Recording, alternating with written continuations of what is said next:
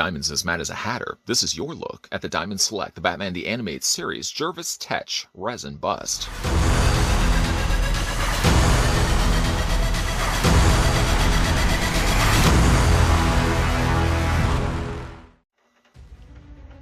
Jervis Tetch was working as a scientist at Wayne Enterprises, experimenting with mind control in mice.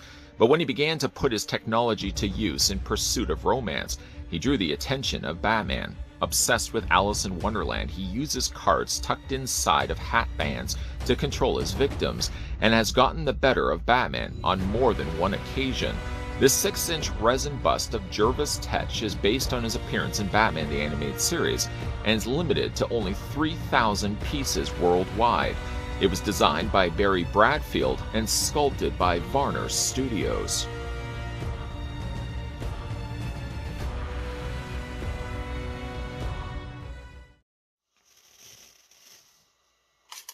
Before we all go just a little bit mad, the first thing we're going to do is figure out how tall the Jervis Tetch resin bust stands.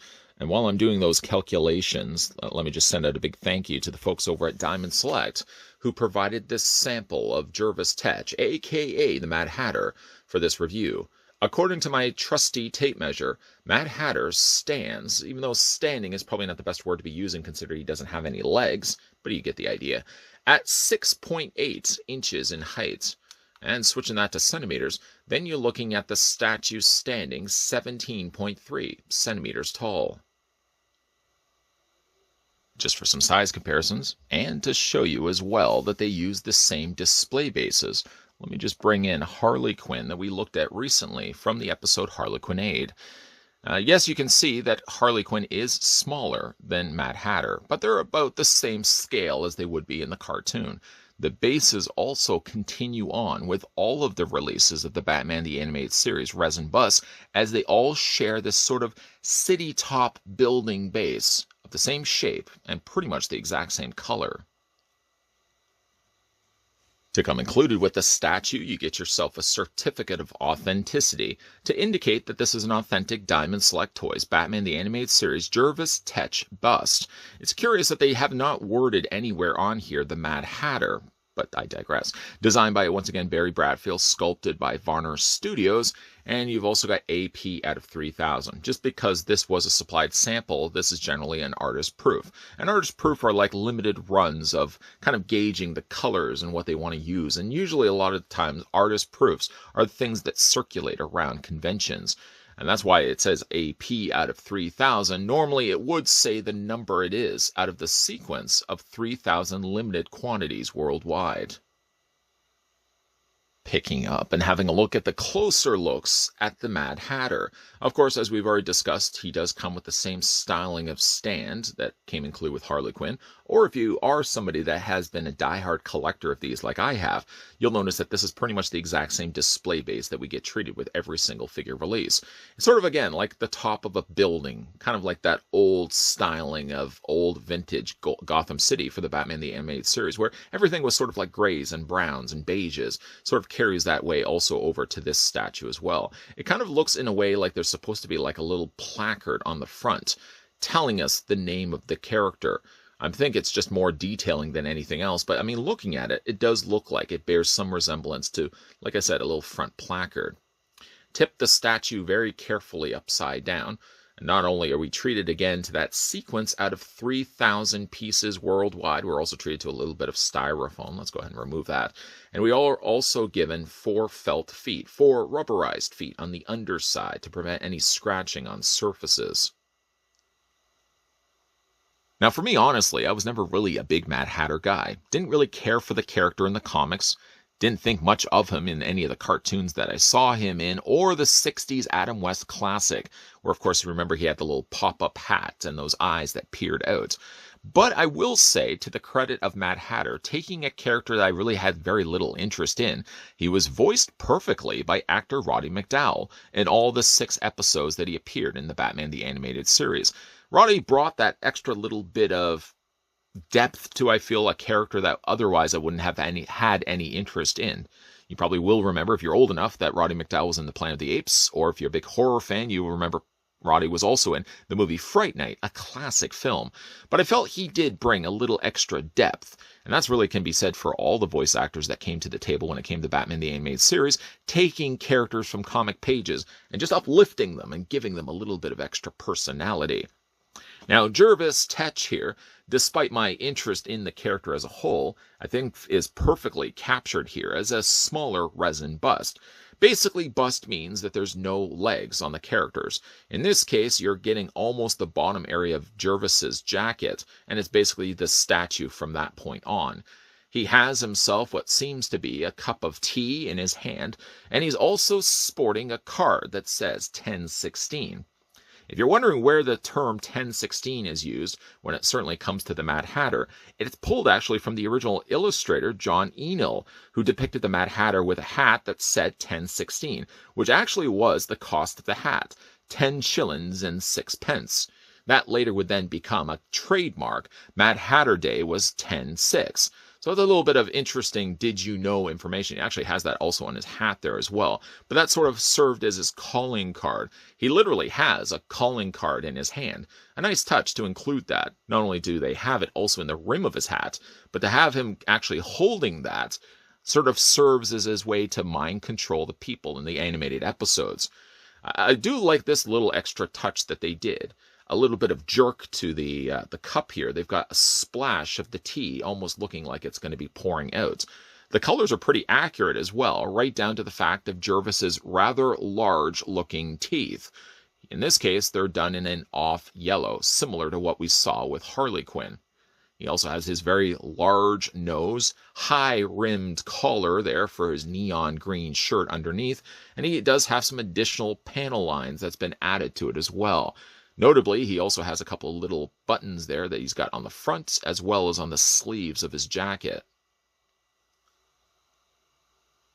For Jervis Tetch, I feel they pulled a perfect pose. It would be really hard to kind of get an exaggerated kind of gestured pose with Mad Hatter because he really doesn't do all that much. Giving him that little cup of tea and giving him the card in hand kind of gives him his arms something to do as opposed to them just draping straight down.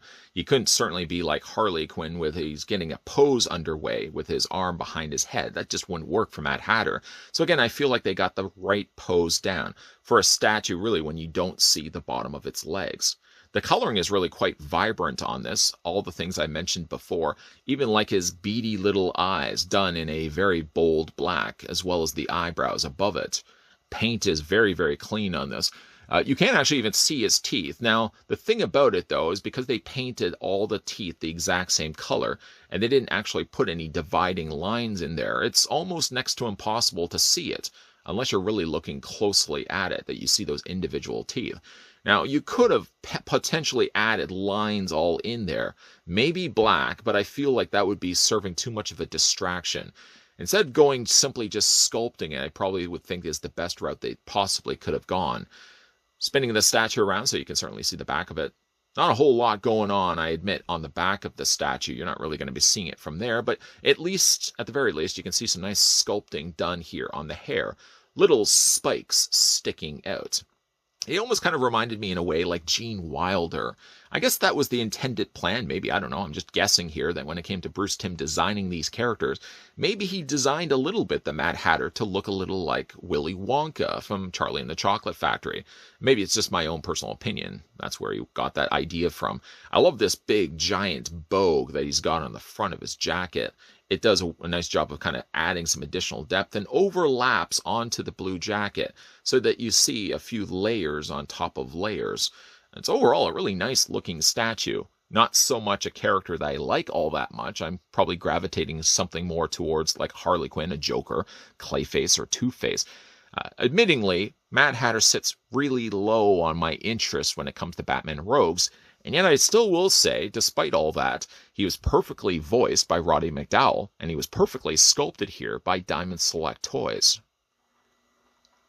Some may say that the opinions of one Jervis Tetch by this humbled reviewer over the course of this video were a bit mad. One thing hopefully we can all agree on is that Batman has some of the best rogues gallery in all of comics. In fact, I would even say, topping Spider-Man, Batman has the best list of villains in all of comics. And that because of that, you'll probably come across many times talking to friends and other people who like Batman villains. Their list of favorite villains may very well differ from yours. I've talked to friends who really like Mad Hatter and like the Riddler and like Man-Bat. I'm kind of the guy that more enjoys Joker, Two-Face, Clayface, and even Mr. Freeze. And that's the great thing about Batman villains. There's so many great, distinct characters to choose from. It's quite easy to come up with a different list than somebody else. Mad Hatter I've always sort of considered lower on the tier, and maybe perhaps somebody could argue the point that I just haven't read enough good Mad Hatter stories. If you can think of some, certainly let me know down in the comment section.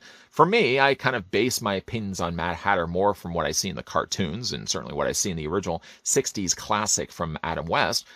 I don't really have a lot to base that from, and based on that, I really don't care for the character all that much. Despite that, though, I think he was handled well, voiced well by Roddy Mcdowell. I remember him, of course, from Fright Night, but I think when kids grow up watching and hearing Roddy Mcdowell, they probably think more Jervis Tetch from the original vintage Batman the Animated Series before they jump to Planet of the Apes, or even Fright Night, maybe if you're not even old enough to watch Fright Night. I will say, as certainly a credit to the bust, Diamond Select pulled perfectly from the screen itself, giving us what Mad Hatter would look like as a bust, of course, without his legs. I like that he's actually got a card in his hand, and he's sporting a cup of tea in his other. He's got the right color scheme, and even though his teeth aren't something that you can really quite make out, maybe they probably could have added a couple additional panel lines to divide out those teeth, but again, you don't want to make it look too messy on the face either. Maybe that's one of the reasonings why they didn't put those panel lines on the teeth. But the rest of the face looks great.